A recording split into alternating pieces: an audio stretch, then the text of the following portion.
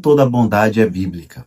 Nem toda cultura boa é sinônimo de estabilidade. Nem toda igreja que parece boa está debaixo da palavra de Deus. A pergunta é: que bondade é essa que está sendo ensinada nas igrejas? Essa bondade tem relação com o verdadeiro evangelho de Cristo? Existe um perigo enorme quando a bondade ela não é pautada na Escritura, na verdade do Senhor Jesus Cristo. Hoje eu vou falar para você de 5 perigos espirituais que estão escondidos por trás do discurso de bondade nas igrejas. Este vídeo foi baseado em um artigo que o pastor Alain René Alexandrino escreveu sobre o livro Uma Igreja Chamada Tov, de Scott McKnight. Vou deixar o link do artigo completo do pastor Alain na descrição deste vídeo. A palavra Tov, ela vem do hebraico e significa bom.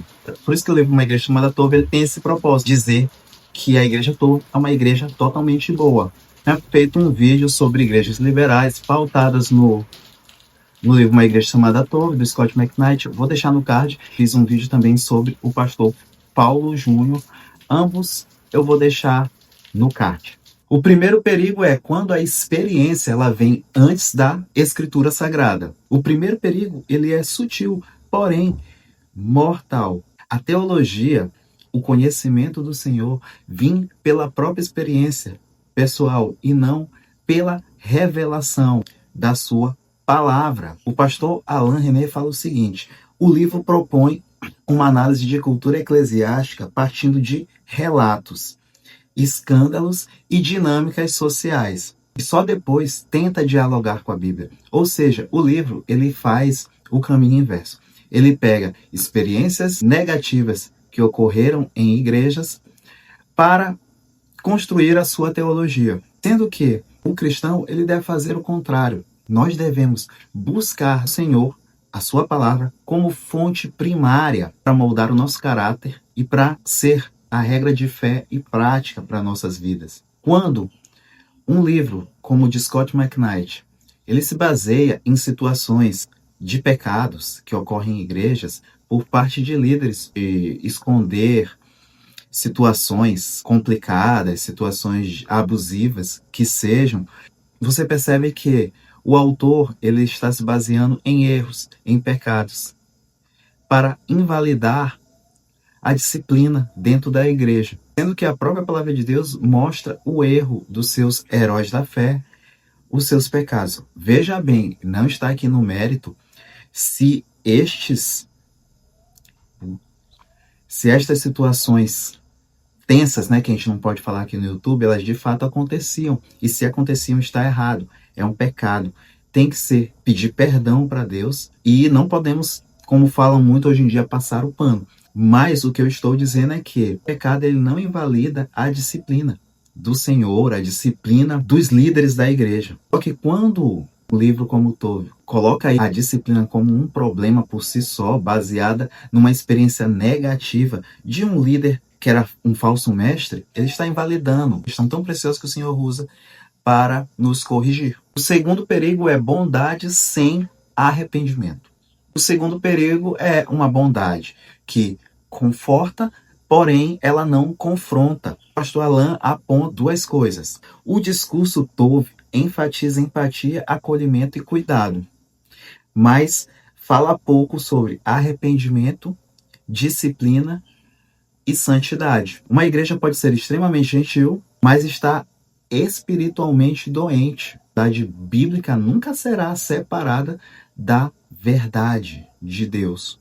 Terceiro perigo, transformar virtudes em critério supremo. Quando as virtudes cristãs deixam de ser fruto do evangelho, elas passam a ser o próprio evangelho. No artigo fala, elementos como a empatia, justiça, serviço são elevados a marcadores centrais na fé, correndo o risco de substituir Cristo por valores cristãos abstraídos de Cristo.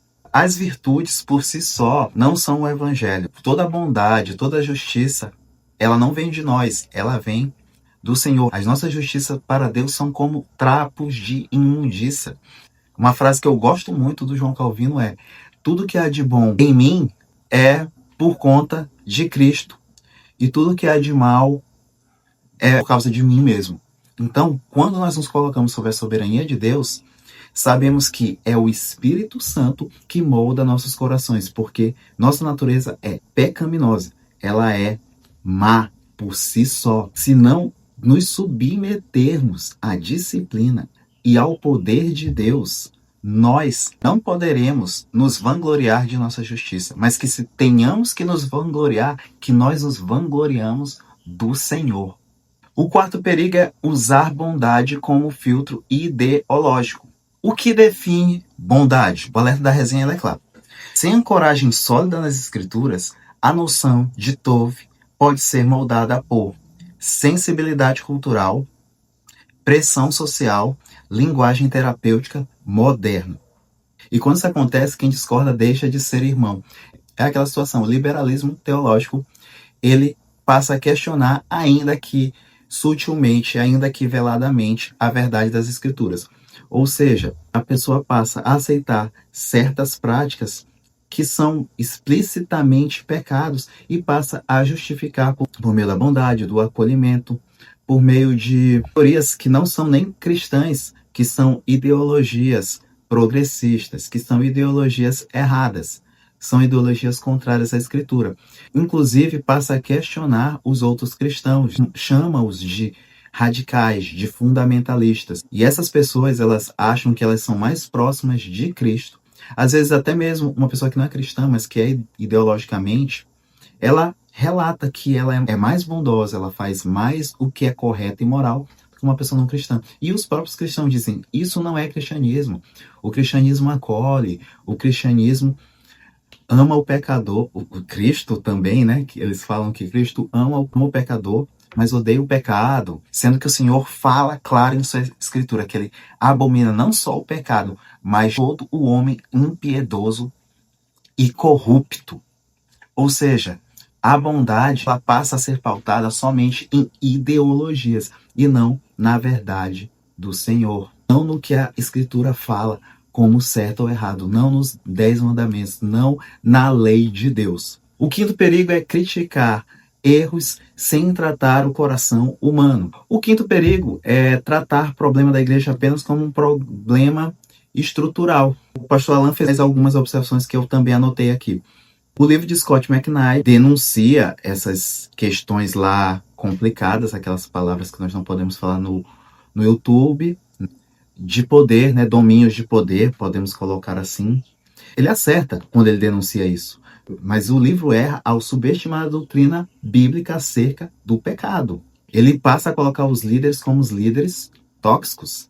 Ele passa a colocar qualquer tipo de disciplina eclesiástica como assédio moral e deixa de tratar os corações caídos e o pecador. Esse livro, no ano passado, ficou em alta justamente por conta do que aconteceu com o pastor Paulo Júnior, que foi tido como um homem muito rigoroso, muito abusivo no trato com os irmãos. Muita gente atribuiu ao livro de Scott McKnight.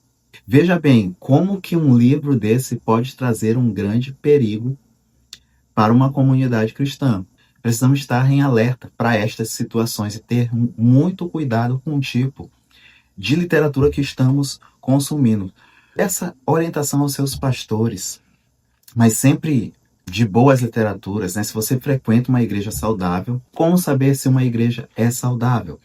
Se ela tem uma administração correta dos sacramentos, pregação fiel das escrituras e uma disciplina eclesiástica pautada na Bíblia. Então, se a sua igreja é saudável, você pode pedir uma orientação ao seu pastor, ao seu líder, das literaturas corretas de se consumir. Eu mesmo faço sempre isso. Eu faço isso para o pastor da minha igreja, justamente o pastor Alan, dicas de literaturas de acordo com o tema que eu preciso.